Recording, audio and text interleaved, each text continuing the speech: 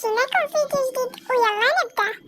تقول صاحبة القصة إنه اسمها سارة، وكانت هي بالكافيه حق مدرستها، ولما شافت النادل اللي وصل الطلبات إنه شافت إنه نظراته غريبة وهيك شكله يخوف.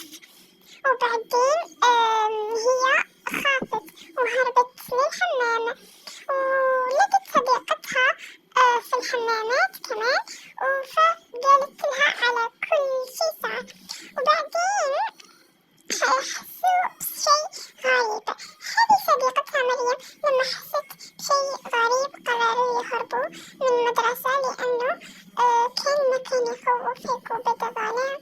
وبعدين راحوا طلبوا تاكسي، وبعدين هم لقوا تاكسي واحد فقط، ما في تاكسي، في واحد بس.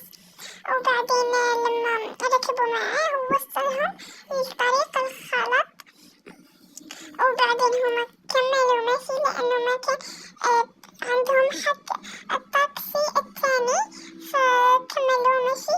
ومن الجوع مريم أغمى عليها، وسارة قعدت ربع ساعة وهي تفيق فيها.